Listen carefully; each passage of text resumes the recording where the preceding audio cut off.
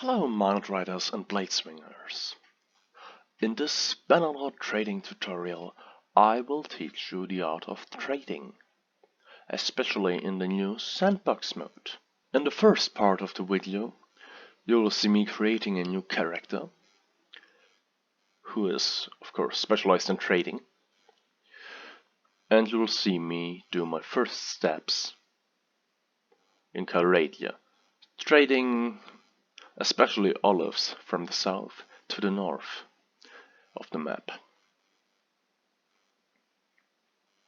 In the last 15 minutes of the video, or actually in the last 10 minutes of the video, I will talk about other trade routes and other wares that are interesting for more advanced traders.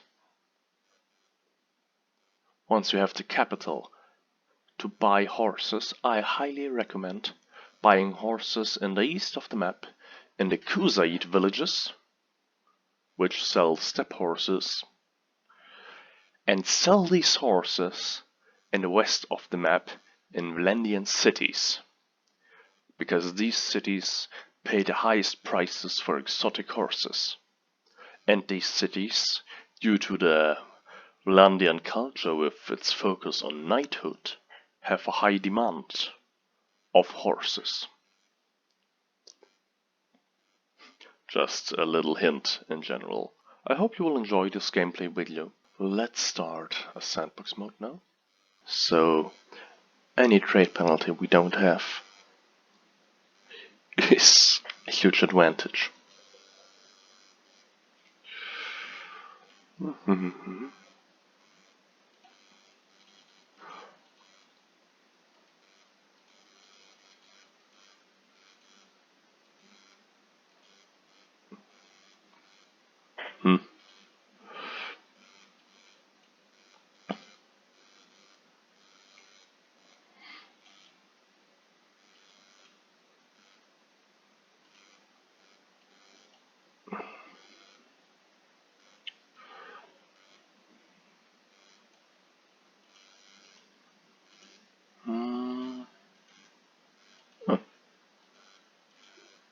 I like this color. Let me give him a nice haircut. Oh, this is actually an undercut now. Hell no.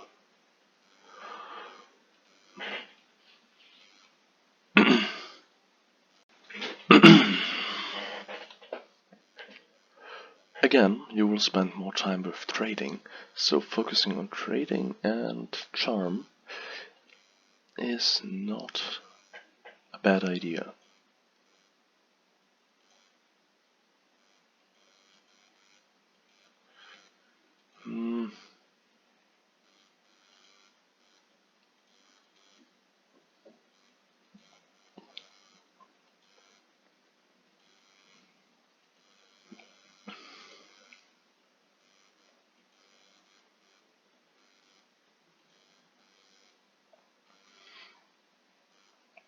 This is purely up to you, depending on what you want.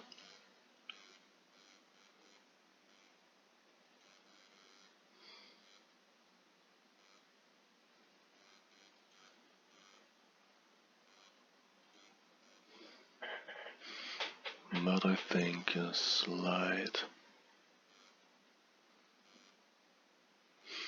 speed and bow upgrade is a good idea.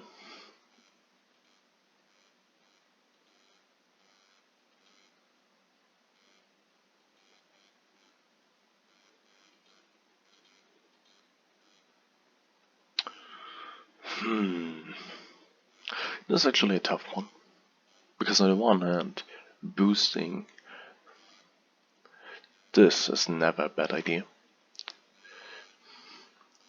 but this increases the general social a lot, and you will gain a steward update, a steward focus point, and this is actually quite good. You'll see why. You will see we start totally alone, and so we need to manage our troop for Quite a time alone, without companions and family members to help us. You can die. Your clan can die. You will need heirs. The younger you are, the easier it is to train your charm skill by talking and trading with people. The easier it is to upgrade your steward skill. And the easier it is to upgrade your trading skill for actually doing things with the time you have. While here, we might have focus points and attribute points, but it doesn't mean that we are skilled in the things we focus on. Because focus points are not skill points. They only boost the speed you learn things with. So, I highly recommend taking the youngest age possible.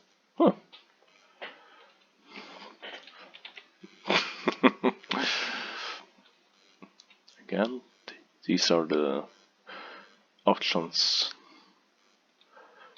the build I recommend. Have a close look, because no, you won't see this again.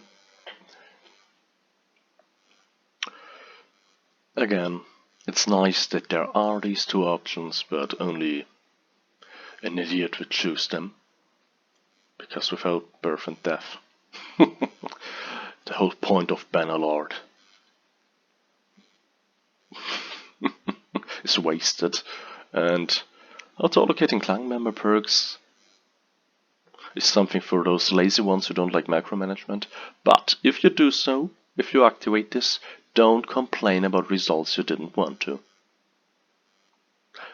If you want to lead your clan properly, you will need to micromanage a bit. But this will help you optimizing your clans for your needs. But enough about this theoretic talk. Let's have a look at how the sandbox mode actually plays. We start more or less at the point where we started the campaign, but we skip the tutorial and we start, as we chose the Azarai, next to an Azarai city.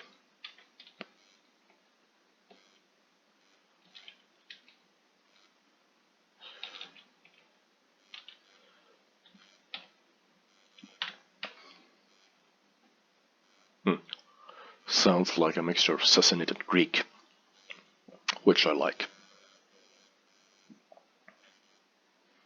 Again, the color swapping thing, it's nice to have.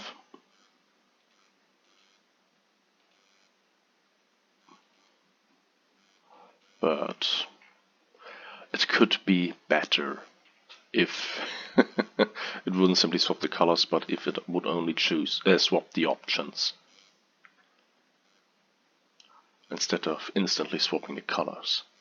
Because this way, unfortunately, I can't create a totally black outfit. What would be a nice symbol for a trader?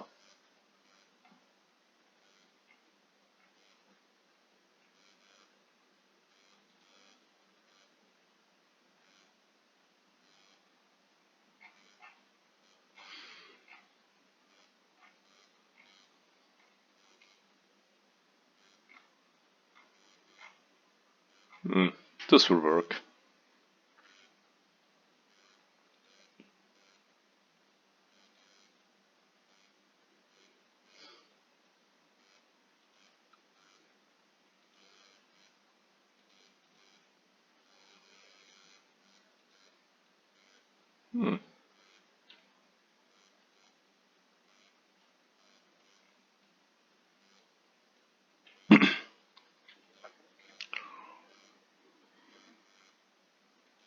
Let's stick with this, shall we? This way, our faction is really visible on the campaign map and quite unique. So, let's have a look. As you can see, we only started with this few skill points, 30 skill points, and skills we focused on during the character creation. If we had chosen a 50-year-old person, we still only would have had these 30 points in charm and trait, which ain't quite worth it. Because in 30 years in game, you can earn a lot of skill points. And starting with 30 points but being 50 years old, no matter the focus points, just a dumb idea.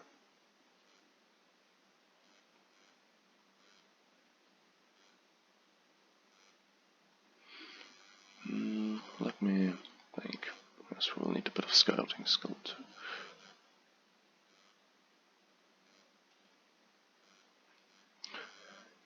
We will trade with the trade goods. We won't trade that much with weapons and equipment. And we need the barter reduction, because we will only meet the lords once. You know, this might seem interesting as there is written, 10% chance of having 2 points. Yes, but it only works once. Well, this works constantly, and we will barter a lot with the lords to finally get a wife.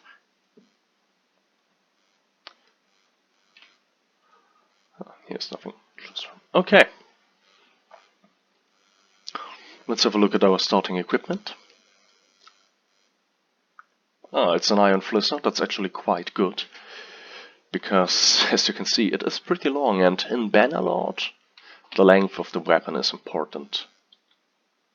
Because this is how you hit mounted people. We only got a sumpter horse. This sucks. And you see, the time is running.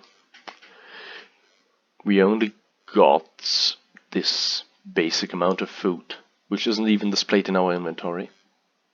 And we only got 1,000 dinars. But what we got is speed. This is why I chose the easiest difficulty, because hitting harder or not that hard ain't important, but being fast is very important in sandbox mode. Because as you can see now on the clan menu, we're totally alone. We could have up to 3 companions, yes. But still we are alone, we can only have 1 party, which is ourselves.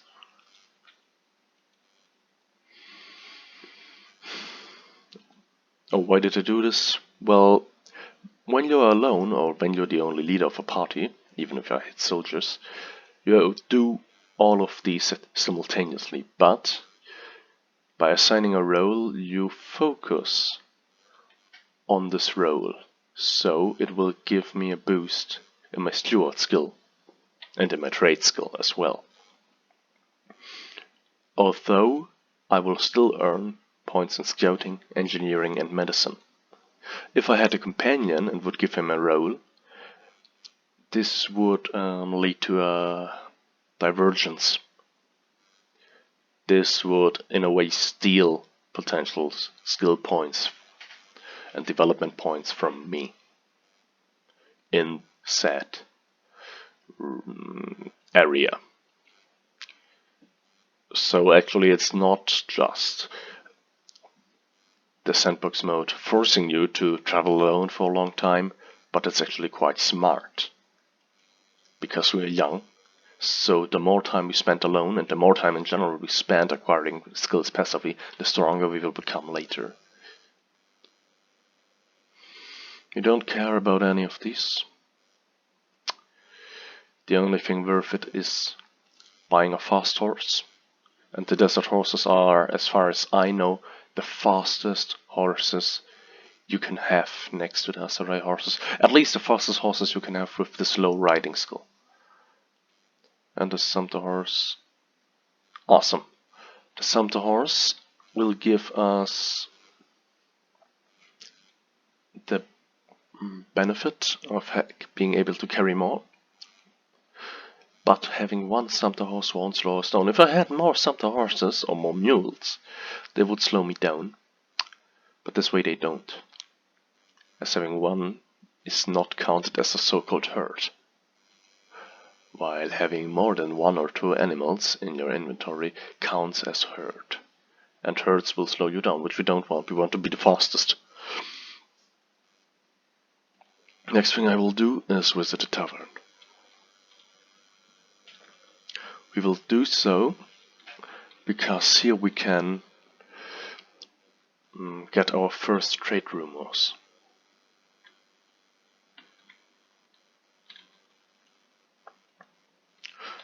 And you will see, once we got trade rumors,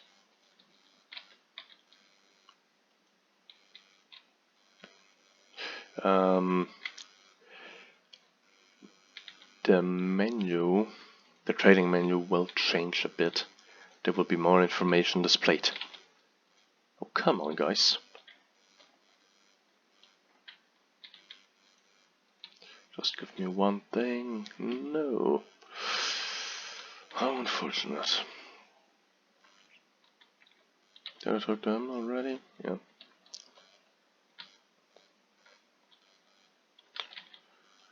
Okay, no trade rumors here, no problem. Let's talk to her. Not to hire her, because she's too expensive to us and we don't need a companion right now. She'd only slow us down, but this way we can find her again.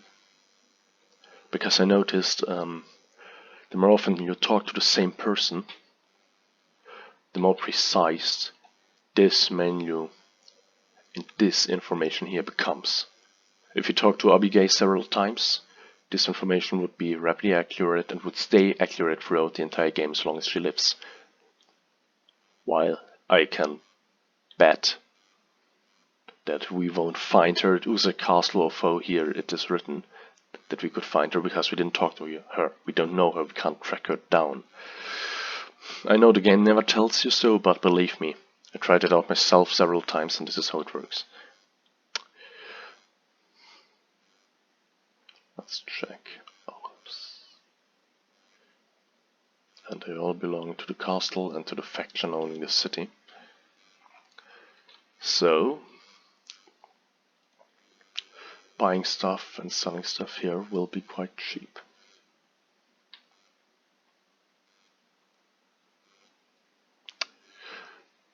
Thanks to a trading skill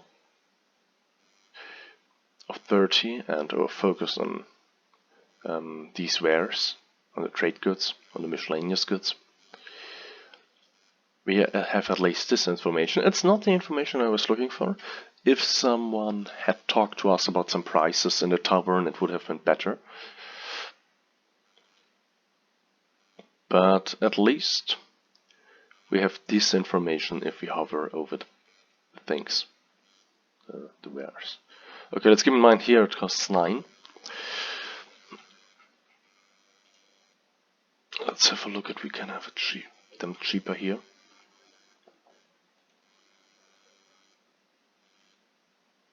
Lol, they actually cost more here than in town. Awesome.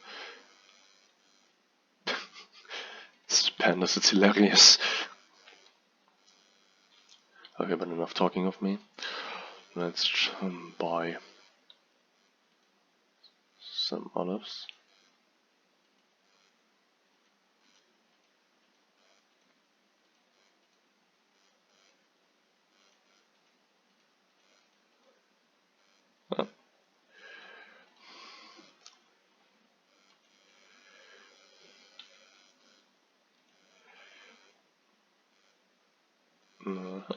This man is interesting, so we should talk to him to be able to track him down more precisely. His expression is awesome. That's it. This will help us tracking him down later. So, I will spoil something for you. Trading olives and oil from this city up to the north, especially in this region here, the west of the Batanian and the north of Landia, is quite lucrative. This is how we start this game mode. This is how we will be able to succeed and trade profitably in the sandbox mode.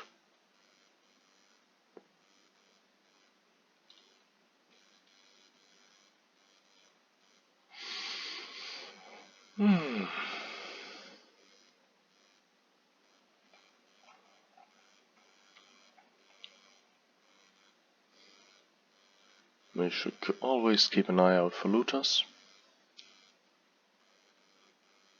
Because they can kill us, but they can't reach us. As we are on a fast horse. Oh, fuck this. How many are they? Let's see if we can win this. I was talking about being cautious, and I totally ran into the enemy. But thank God we chose to be a horse archer.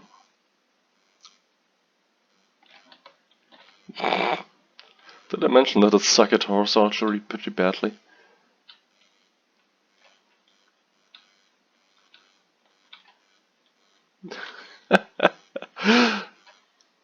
Come on, hit him.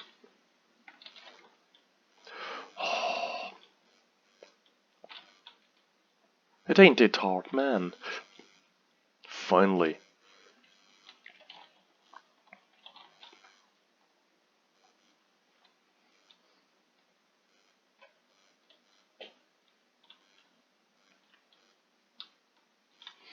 What is my plan to survive? I have none. No, of course I have a plan. I will just circle them until they run out of arrows. Hopefully my horse survives this long.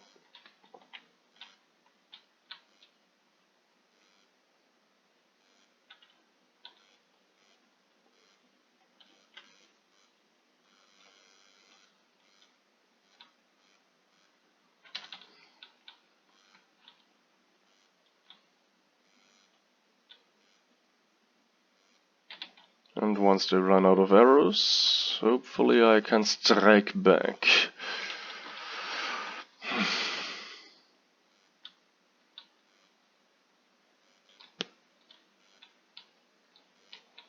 Oh, you know what?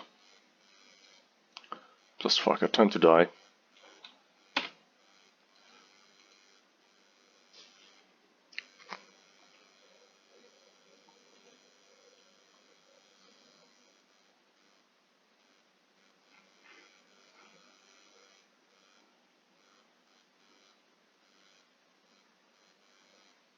Did they steal any of my wares? Yeah, there's still some.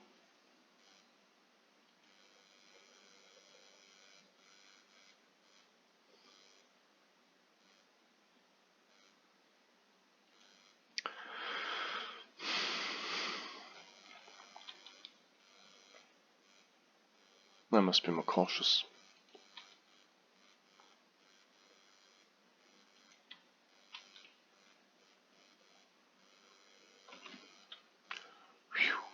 Ah, oopsie.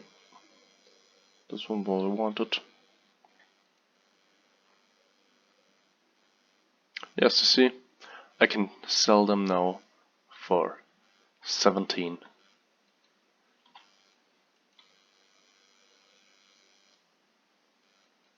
And bought them for 9. So let's do this again.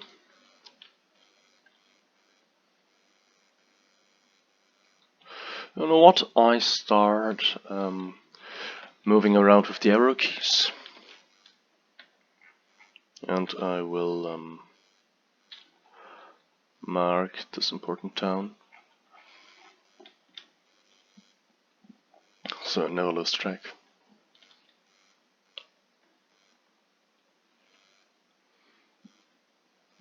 I move around with the arrow keys instead of clicking because this way I can always stop and move the way I want to. For example, by avoiding these fucking looters.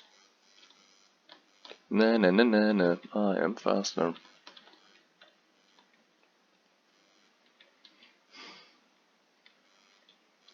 Da-dum, da-dum, da-dum, dum-dum. Da-dum, da-dum, dum-dum, dum-dum. Oh no, I hate forests.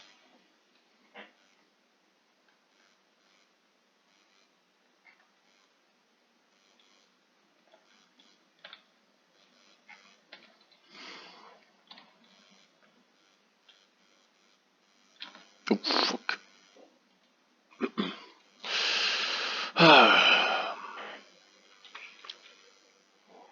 This will happen to you quite a lot. But believe me, not traveling alone is worth it on the long run, and trading in this mood. Believe me, I started another playthrough, in which I focused, like in the campaign, more on fighting and conquering, and didn't work out well. It was actually worse than this because... Oh, fuck this, come on. In your head, fucker.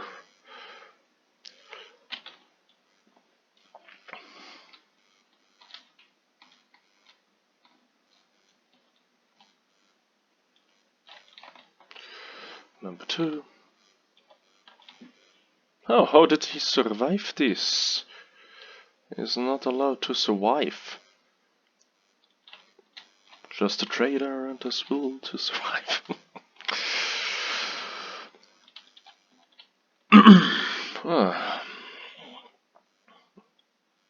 I'm sorry for you indulging this. But I think you got the hang of the sandbox mode now. It's like the campaign mode, but harder. And as you have no guaranteed heirs, you will need to focus on getting money, being fast,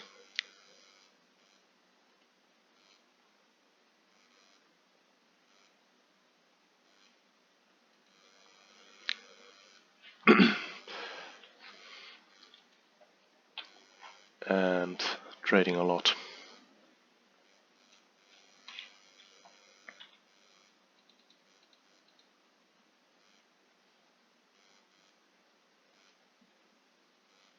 Is my desert horse lame? Yeah, it is lame. Awesome. This explains a lot to me.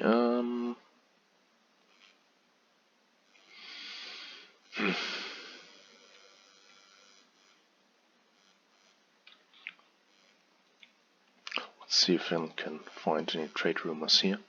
Oh, come on, save it. Good fucking game.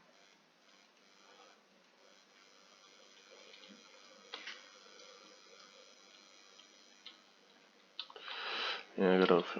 Nope. I'm not interested in you. Fuck you. Get away. Disgusting when these plebs talk to me. Finally! This is something we were looking for. It doesn't matter what he has written actually, but the more you find of these rumors, the more accurate information you will get in the trade menu. It doesn't matter what they actually say. I mean, of course, if there's a good deal, it's worth remembering it, but 5 gold profit ain't worth it. We made more profit with our fucking olives.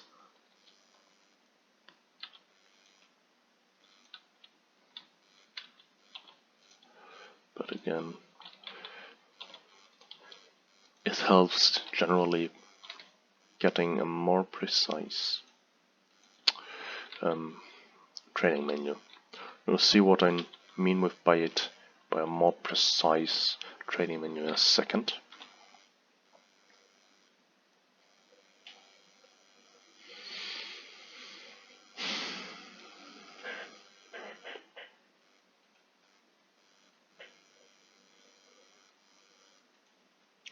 Yes, now you can see we get these informations and we actually get a more precise comparison of prices for everywhere or most wares. And we did so by talking to people. The more we talk to people and the more we trade. Oh, date fruits are not that expensive.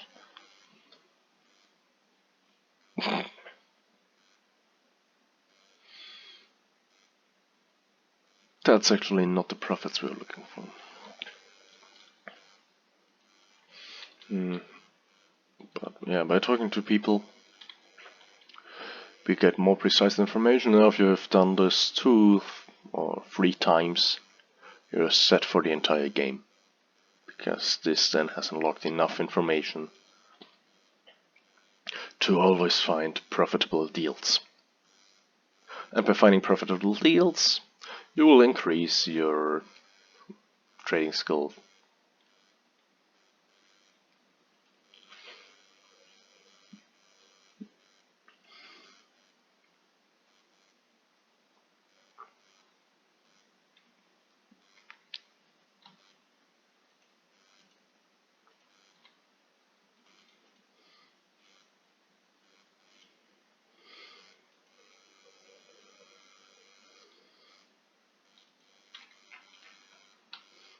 And let's go back to Prevent.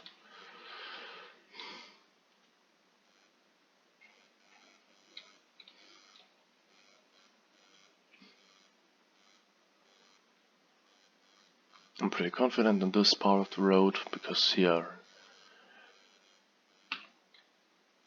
most of the time aren't looters, and as these are open fields, open plains, you tend to spot them even if your scouting skill is 0.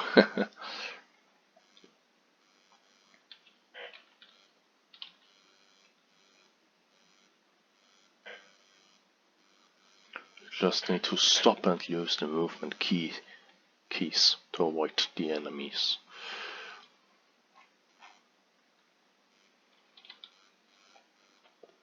Which is easier said than done.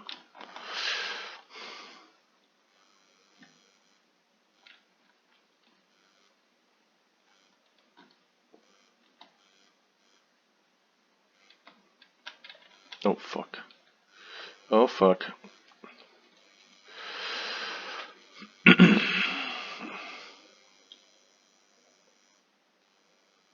Anyways guys, this is the sandbox mode.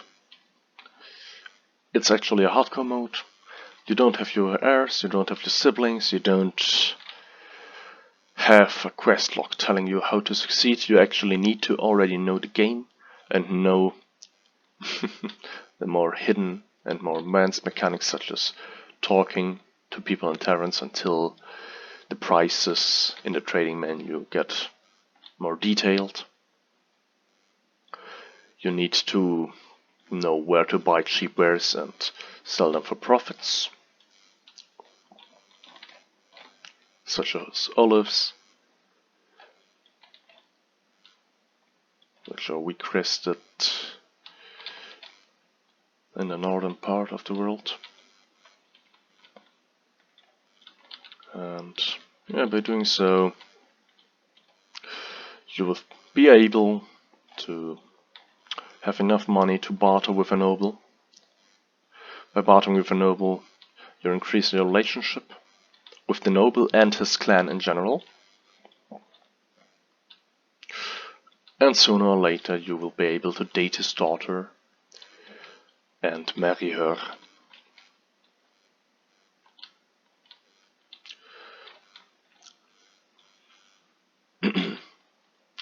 And this then enables you to actually have a child. One second, let me win this battle. Or you know what, we exit. I will show you how this turns out on the long run. Because I could fool myself fighting this battle over and over again. Or fighting battles in general over and over again. But why should I, if I had prepared this?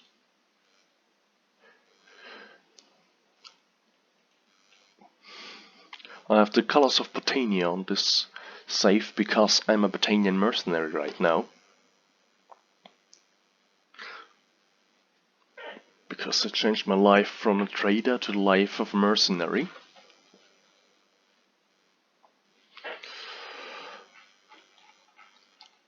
And I'm that far on the west of the map, on the east of the map, I'm sorry. because I tend to buy horses here, the steppe horses, and sell them here again. This is quite profitable. As well as buying desert horses and other war horses here and selling them again to the northwest of the map. You know, horses is a step up from olives. Yeah, I could make lots of money via trading.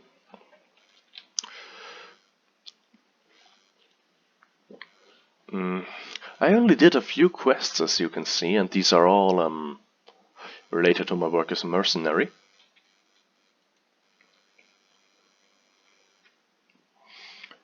And I managed myself to get a wife.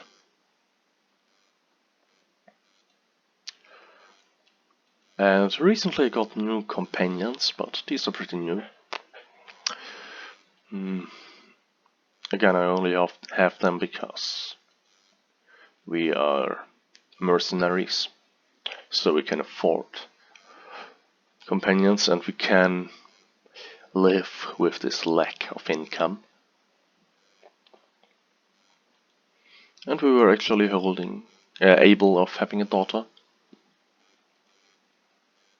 So yeah, becoming a winner in this mode is possible if you focus on trading cheap wares such as olives from south to north, and then more expensive wares such as horses that don't slow you down but speed you up. This is why trading horses is pretty awesome in sandbox mode.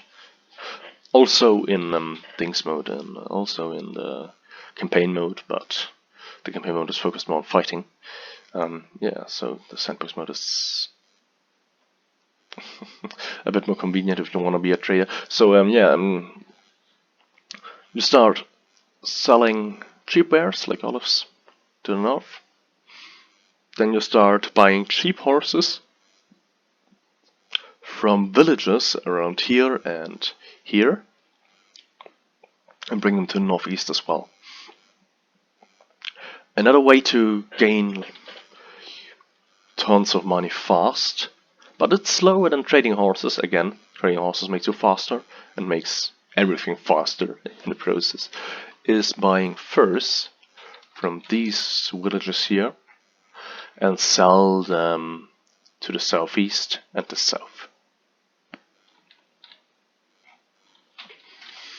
And this way you become rich enough to basically bribe a lord to marry a daughter to him. To marry his daughter to you. So anyways, hope you enjoyed this gameplay, hope you enjoyed this review, and see you next time. Bye!